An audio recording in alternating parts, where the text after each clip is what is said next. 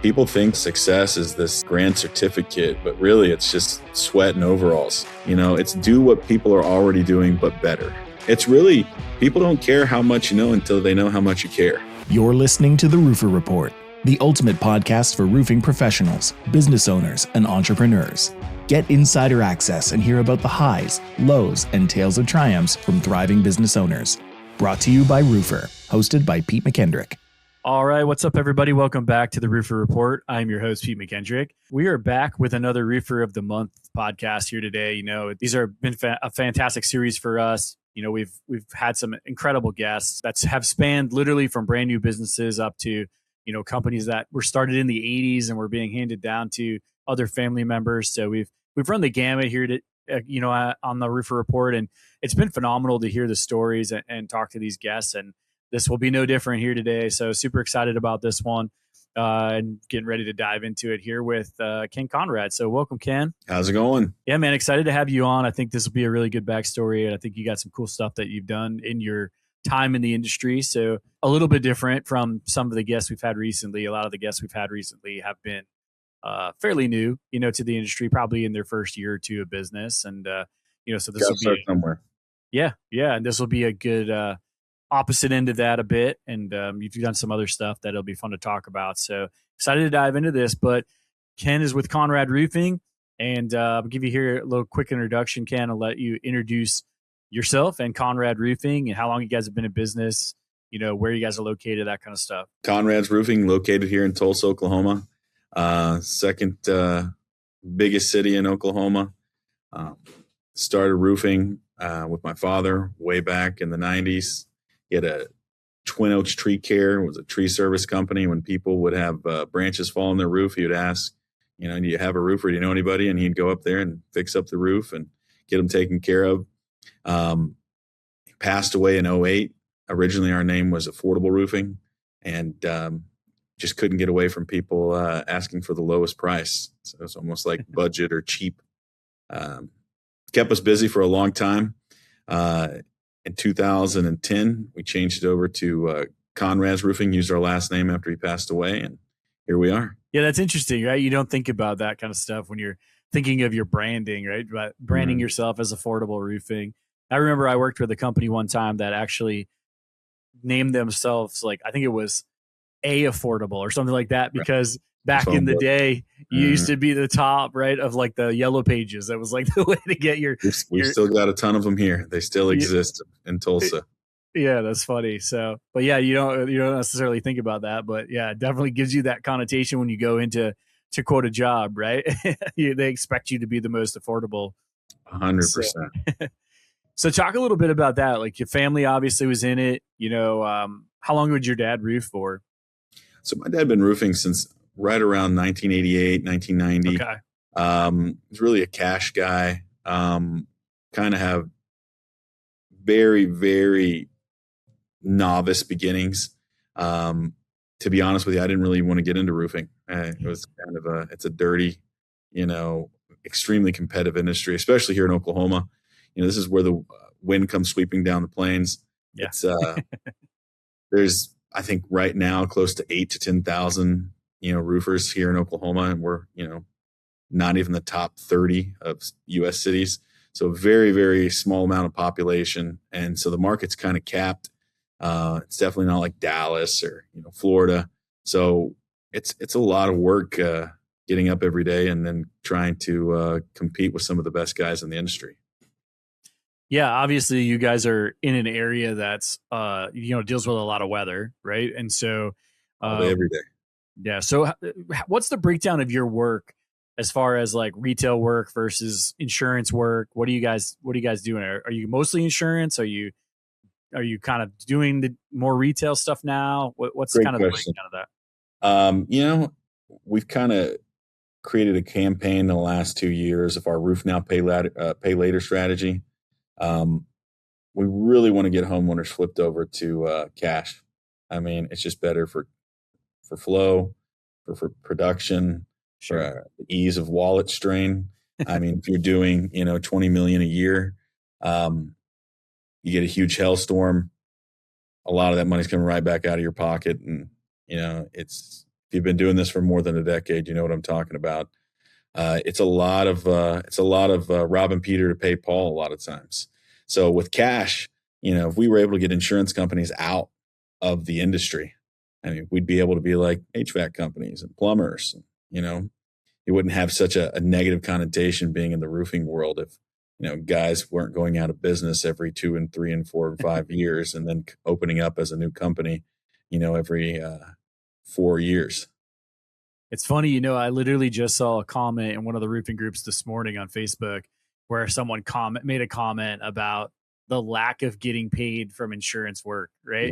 And the time it takes to get paid. And, especially nowadays with the lack of storms now, like obviously if you were heavy leaning on that model, like this is not a good time for you right now, right? You're really having to try to pivot. So, so it's interesting that you brought that up because I think that, it's getting harder and harder to lean heavy into the insurance side of things. And obviously the companies that do it well are very usually larger or spread out, covering multiple states, which is a whole another, another can of worms to open up, if you're running a business like that. So I couldn't even imagine having to run, all over the state, multi-state, different states. That's insane. The laws, the code, everything changes as soon as you leave the city. For me, we've been here for almost 18 years now, with me at the helm. It is probably one of the heavier congested areas for our trade. There's just a lot of guys doing the exact same thing. But iron sharpens iron. A lot of the guys out here are fantastic at roofing. It's not so much the roofers that you have to worry about, it's the insurance companies. The insurance companies, even in healthcare, it's not just allotted specifically to, the insurance industry for home, remediation. It's all of them. Their money is, how do we save it? And the best way to do that is deny claims. But our strategy now is to flip people over. That was one of the fantastic things we loved about, Roofr. For decades, homeowners had no idea what a roof should cost. They'd get 3 wildly different bids and have to guess on who was honest. Technology is finally bringing transparency to one of the biggest purchases for homeowners. That positions you and it positions me to either get taken or, really get a great deal. Yeah. Yeah, no, it is interesting. I think that it definitely has helped with the transparency piece for sure. I think you're seeing more and more guys exposing their numbers more to homeowners. I remember when I first started in this, it was like, oh, I can't tell my homeowner they can't see anything. They're going to go to Home Depot and try to undercut me and like all this stuff. Oh, they got $75 a square. Yeah. Why are you charging me $20,000? Yeah. I saw it at Home Depot cheaper last weekend when I was there. Right. I remember those conversations and it's, I think we're moving a bit away from that. Well, I think it's speed builds trust. Everybody thinks speed means rushing. I think speed means respecting someone's time. If someone has storm damage, they don't want to wait 4 days to get an estimate. Technology lets us spend less time measuring roofs and more time educating homeowners. Yeah. And I mean, we live now, we're seeing more and more a switch in the buyer, right? And, we live in an Amazon world now where, if I look at that and it takes more than 3 days to get to me, I'm probably going to buy it from somebody else. Or DoorDash it. Yeah, or DoorDash it, right? Which is even more ridiculous, which I'm guilty of, for sure. Right? It's like, I don't even want to, I don't even want to waste my time to go to the store anymore and get it myself. Convenience is huge. I mean, look at McDonald's. We all know terrible for you. Yet you're on a road trip, you're with the family, everybody's pulling in this pit stop to go to McDonald's. It's convenience. It's the exact same, burger, no matter if you're in Texas, Oklahoma, New York, or China. People really love convenience and they like the simplicity of having the exact same thing every single time. Yeah. Nobody wakes up excited to buy shingles. They're buying peace of mind. They're buying confidence. They want somebody who's going to pick up the phone and, answer us 5 years from now. And Roofr's really allowed us to speed up everything and get our customers fast estimates. So that was our biggest issue. Our biggest issue is when we went back and we looked at the last 5 years, you go and you talk to homeowners, you talk to, sales reps. There is a huge lack before Roofr came in to getting the eagle view to the estimate to the customer. And there was lag times of 24 on a good day, 24 hours on a bad week. You're looking at 4 to 5 days before a homeowner can even get an estimate. And Roofr has kind of revolutionized the industry in that way. Yeah, I appreciate that. Yeah, I mean, that's obviously a goal of ours, is to help you guys with the customer experience. Ultimately, like, if we can provide, a world-class experience for you to offer your customer, then we're all winning. You know what I mean? Like, 100%. product's working better for you guys. It's working better for your customer. And that's always kind of been, that the basis that we've been on is, from the very beginning, when Roofr was created, the idea was to try to facilitate and make a better customer experience. And we realized right away there were some things that were broken, right? And so that's Right. really where the Roofr you see today kind of blossomed from. So yeah, we've always kind of had that in the back of our mind. It's like, okay, how are we helping the contractor create a world-class customer experience for their customer? Smart. And so, are the tools conveying that? So yeah, so I appreciate you saying that. Yeah. Let's go back a little bit. How did you said yourself, you didn't really want to get into roofing. So talk about a little bit, like, where your kind of path went and how you ended up becoming part of the the family business. Man, after my father passed, my mom had it for a little bit. I kind of took over. The affordable roofing name, just tons of people calling and asking for, $4,000 and $5,000 roofs. And I remember when, a typical cost for a roof was about $4 to $5 grand.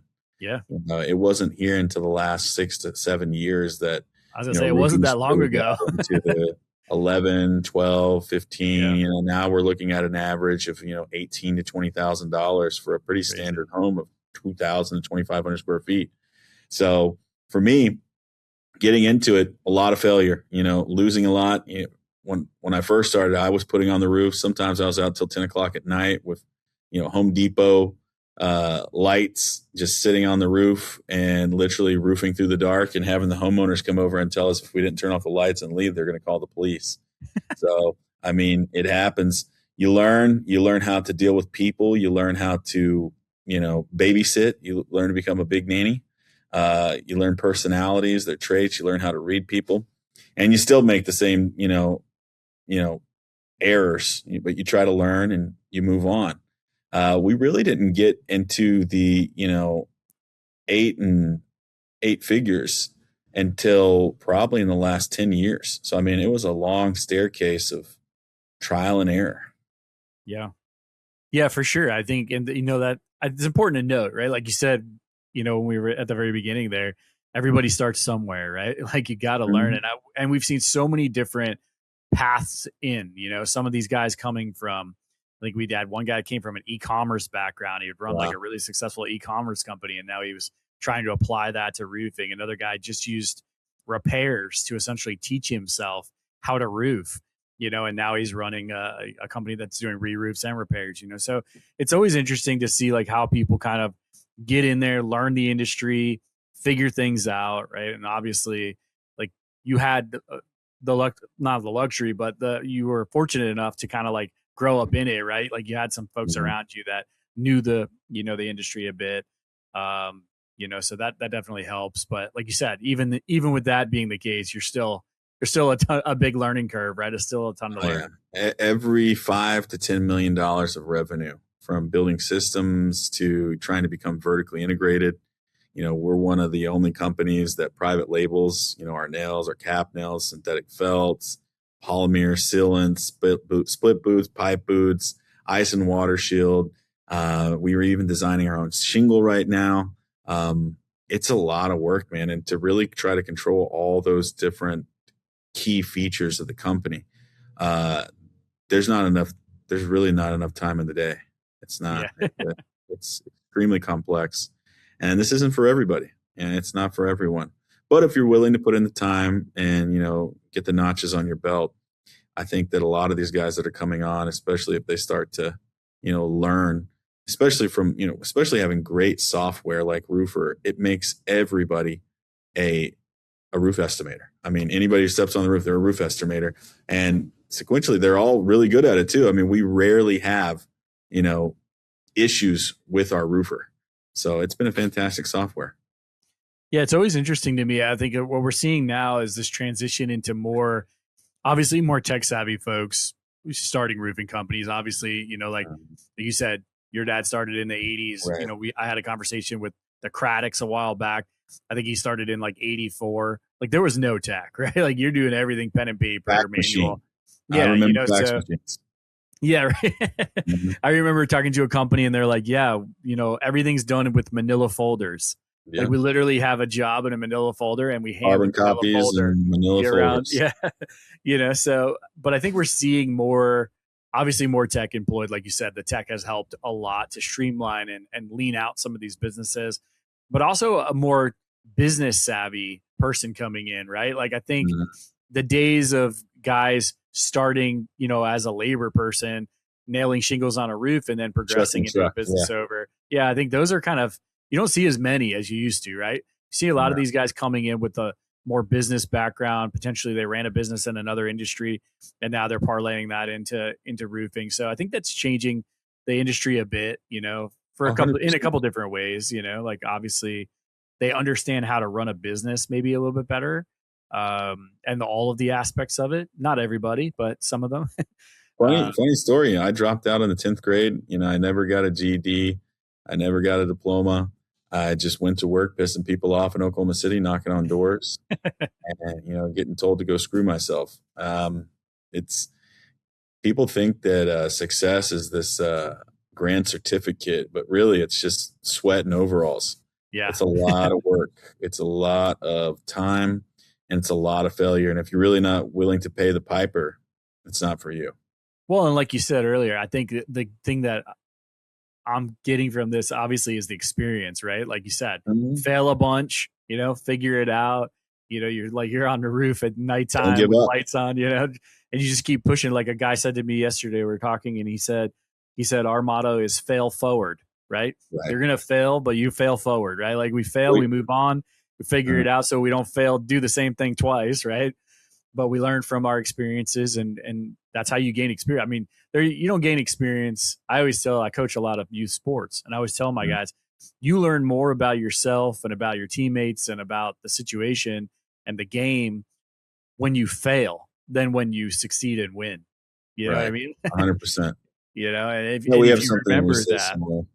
We say, here at the company, we say you fail to your highest point of preparation, and so if you're not prepared, you're going out there and you're just kind of, for a lack of a better word, half-assing it. You're not going to get the results. You might be able to sell a few roofs, but you're definitely not going to be able to put up the numbers that make you into a true word merchant. Yeah. Talk a little bit about your staff. How big of a staff do you guys have right now?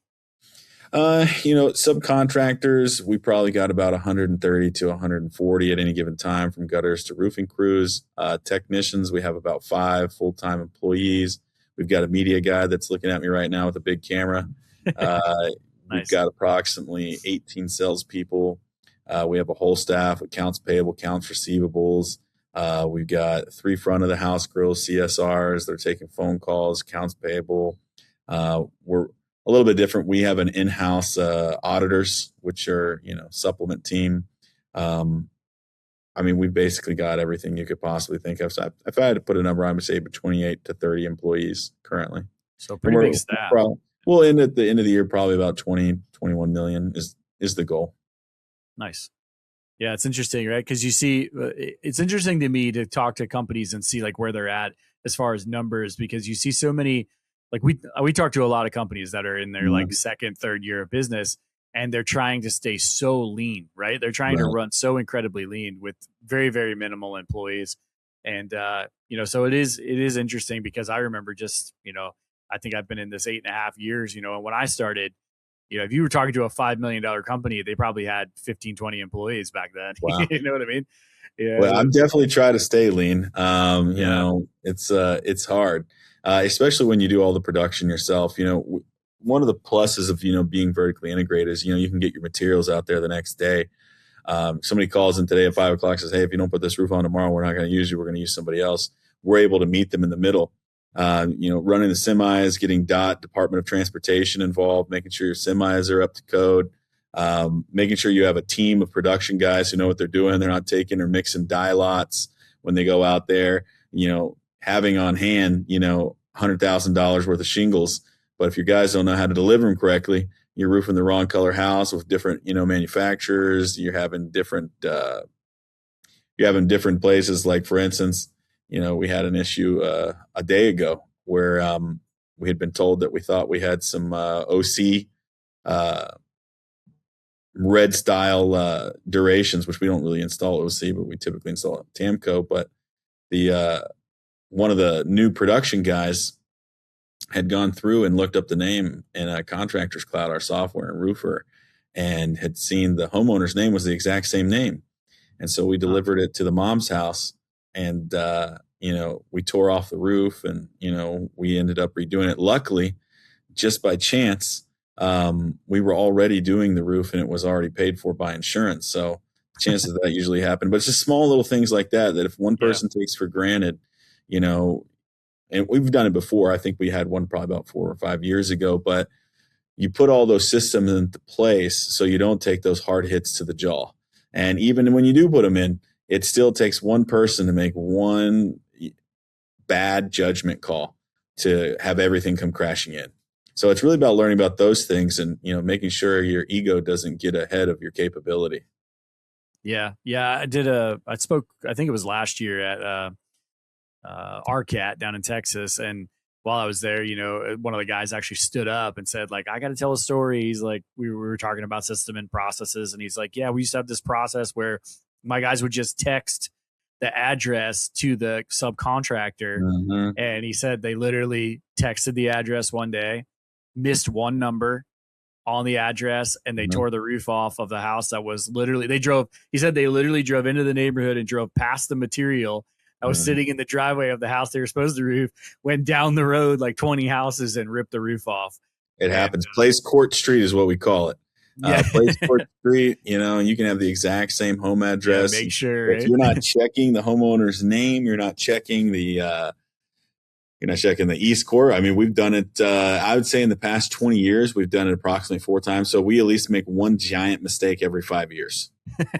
There you go. Hey, if it's once every 5 years, that's not horrible, I guess, right? Not as bad. Yeah, for the amount of volume. Not bad. Yeah, not too bad. So talk about, I always ask this question, and this will be an interesting one because of the size of your staff and the size of the support staff that you guys have internally. But I always ask them, the owners, who would you say along your time with the company has been the most integral hire that you've made? Oh, that's hard. That's really hard. You're talking about position? Yeah, just position. It doesn't necessarily have to be, either way, it could be a specific person that's been hugely helpful. A lot of times people will say, this specific position, when I added it, it made a huge difference. Oh, 100%. So, the number one person I would think about is probably Jordan Winsman, who is now Jordan Conrad, and my wife. Fantastic master of software and systems. I was kind of the big bloke who was like, we're going to sell and we're just going to knock doors and just make more money. Okay. And she was the one who kind of put a rhythm to the rhyme. And so she's probably been the largest component. And she was also, she was known throughout the United States for her supplementing capability. And she's worked for large scale roofing companies all across the South. And she just knows how to deal with people. She's a lawyer without the law degree. Yeah. So she's still involved with the day-to-day of the company? Nice. I still get complaints every day. So we're doing our best to make her happy. But it doesn't always end up that way. I'm sure you deal with the same thing at your house. Yeah. It is what it is, right? Mm-hmm. You know it's coming. Happy spouse, happy house, right? Yeah. So talk a little bit about, like, you guys, obviously you've grown, over the last years. What's the plan for, like, let's say the next 3 to 5 years? Where are you guys looking to go with Conrad Roofing? There's a market cap. I think the residential market cap in Tulsa is probably close to 25 to 30 million. Once we achieve that, it's just, sustain. How do you sustain? You constantly revolutionizing the industry for yourself. You really got to go back to the playbook and say, okay, what are we doing wrong and how can we make it better? You don't have to revolutionize, I should say. You have to be able to disrupt. It's do what people are already doing, but better. I think that's one of the biggest things that people kind of overlook. AI is not taking over, anytime soon. It's still at best a tool. Yeah. People still aren't counting on AI to come walk up to their house and check their insulation and tell them their insulation, then get up on top of the roof and, install the roof. I know there are people who are trying to do that, but it's far from, I would say it's anywhere from 10 to 30 years from now, even at best. Everybody thought the electric cars were going to be everywhere, and there's kind of been a back run to gasoline again.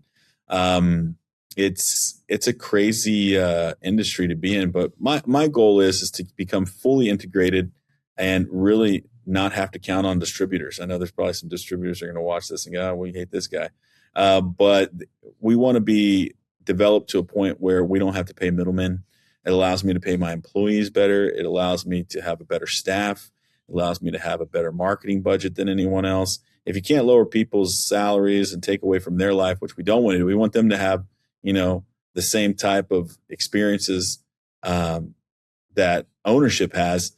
You can't really take that away from them without having a company that can cut overhead. And really the only way to do that is to cut out the middleman.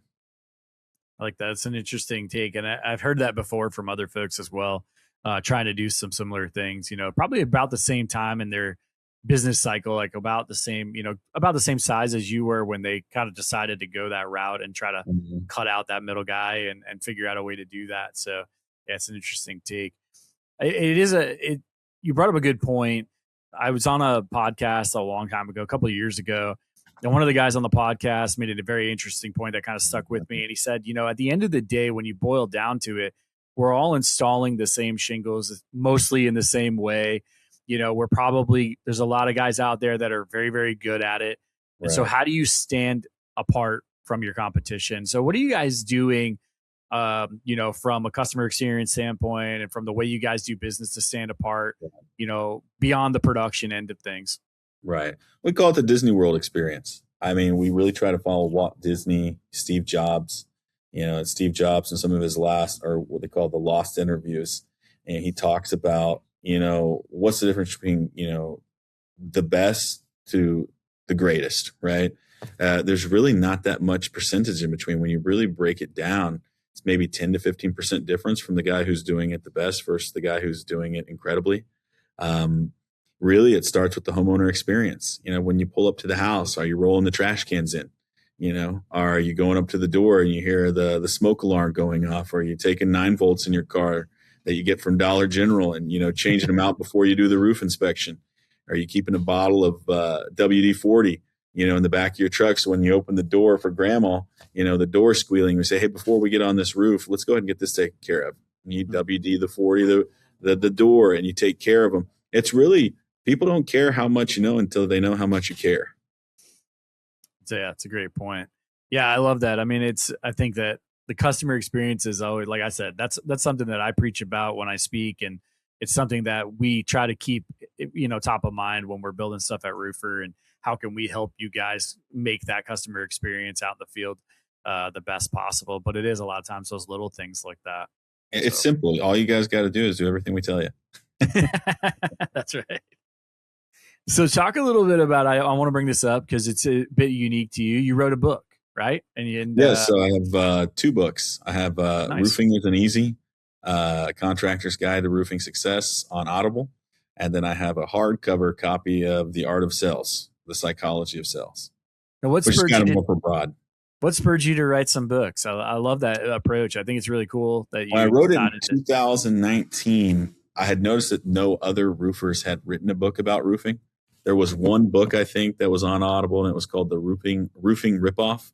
And it kind of broke down, manufacturers and, what makes good shingles and what makes them not. But for the most part, the reason why I did it was really to let people know that, roofers aren't just, big dumb guys with ladders and tape measures. We can also get in there and swing with the best authors. Yeah, I love it. I mean, it's a great, actually, to it adds to your street cred from a professionalism standpoint. Correct. For sure. To say like, hey, I'm a published author as well as being a roofer. So, because I think that is something that it's a connotation that we constantly fight.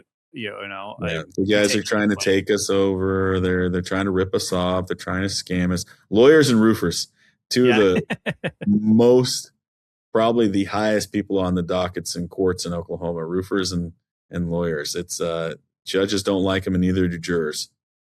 Yeah, it's funny. We've had Ben Morrow on a number of times from Roof Tiger, and he talks about branding and how you don't want to look like everybody else because we already have a trust factor, right? Mm-hmm. You're not trusted. Like in general, roofers are not trusted. So why would you want to look like everybody else? Because it's immediately you're fighting that that factor coming in. So you're 100% right, man. When they go left, we go right. I like it. It. Nice. So what are the things that really you guys have done from a unique standpoint for that customer experience? You mentioned a couple of the small things that you guys are doing there, like the little stuff. How about from a marketing standpoint? How are you guys standing out from a marketing standpoint? You said you're like in a really tough market. So 100%. A lot of companies try to aim to take over the airways with TV. And we do. We run about 480,000 live ads, which are, they play on YouTube, they play on, Google, they play on Hulu, Facebook, etc. What we've really done is we've taken over the highways. We have probably close to around 60 billboards now, and they're big, bold, and simple. There's one behind me, if you can see in this little area back here. They're pretty simple. And I think this was our first one. This was over, I think, 2019. So this has been 7 years. Now we've changed it. We've got it. I kind of stole this idea from me standing there from Mr. Clean. I kind of got the, the roofers hate it, but to each their own. Free 22-point inspection. I took that from really Hibden. Hibden had like these little things that they would put out and they'd say, hey, it's a 22-point. Because everybody said, hey, everybody says, free inspection. Well, give it a little bit of value, actually put it on a piece of paper, make it worth something. And then the big logo, Coca-Cola. Coca-Cola is big, bold, simple. Keep it simple, stupid. Yeah. It's really one of the ways that we've been able to really set ourselves apart because nobody else was doing it for us. Nobody else really had dived into that. And I'll be honest with you, I almost didn't want to. When I had first did it, my wife told me, she said, I don't know if those are going to work, blah. And then I did it and I put a girl on there and she hated it. She said, you got to take her off immediately and put yourself on there. I said, let's just see a big, ugly guy on the side of the highway when they're driving there. Said, no, you're going to do it. And she was right. She was right. After we did it, everybody was calling. We went from, probably $7 to $8 million to 14, 15 almost overnight. Wow. It's been a great investment. Now we virtually control the highway. Problem with ads is you can skip, you can't turn away from a giant, 60-foot by 30-foot tall, true. Huge landmark that you're driving past at 65 miles an hour. Yeah, so very true. We try to stay away you're from forced the to see it, right? Yeah, we try to stay away from the digitals. Unless it's nighttime, they're fantastic. But during the day, they just kind of become eye pollution because they flip through so much. You get about an 8 to 9 second flip count with a static board that's constantly there. And if it's got a 3D effect where it's kind of popping out, people love them. We get, I would say, probably 40 to 50% of our calls are from our billboards. One last thing here before, as we wrap up. You've been in business now for a number of years. If someone was starting out, if I was a new business, say first, second year, what would be your biggest piece of advice to somebody like that? Don't give up. Don't let your ego get in the way, and keep on pushing. I mean, there's really, people think that, I kind of said this before, it's like complicated. Do what you say you're going to do. And if you do something wrong, make it right. And show up on time, dress to impress. If you want to be $1 million salesman, you got to dress like it. You got to act like you got to believe it. Look like a firefighter, dress like a firefighter, put out fires, must be a firefighter. So if you're starting off and you got to fake it till you make it, there's the groundwork. Yeah, there you go. Like you said, it's, like you said, it's, you got to start somewhere. So if it's in the beginning, you got to just pretend a little bit, do what you got to do. Right. I mean, that's what everybody is, initially. We're all pretending to be, something we're not until we finally become it. Yeah. That's how I started this podcast, right? I became a dad. I wasn't born knowing how to be a dad. Nobody's prepared for that, right? Nobody's prepared to be any of those things, but you learn along the way through the problems and you learn how to overcome those things that you never thought you could. Yeah, that's great advice, man. I appreciate it. Well, this has been fantastic, Ken. Don't want to hold you up too long. I know you guys are busy, so yeah, but but this has been great. I mean, this is some really good advice, and I think that you having an interesting background there, how you got into it and what you've been able to do in the time you've been in charge of the company has been fantastic. And honored to have you as a Roofer of the Month here at Roofr, and congrats on that. And so, always interested to see how we're able to help companies and how we're able to grow with companies. So excited to see where you guys go and how Roofr can help out. I appreciate it. Will, it was a pleasure. Yeah, thank you. And thank you guys for listening. Hope you guys got some good nuggets out of this one. And if you get the opportunity to go back and listen to some of the other Roofer of the Months, there's also some great, insight in those as well. And we will see you all next time on the Roofr Report. Thank you, everybody. Hey, everybody. Thank you for listening. Check us out next time on the Roofr Podcast. But until then, be sure to like us, subscribe to us, and check out all our other episodes on YouTube and Spotify.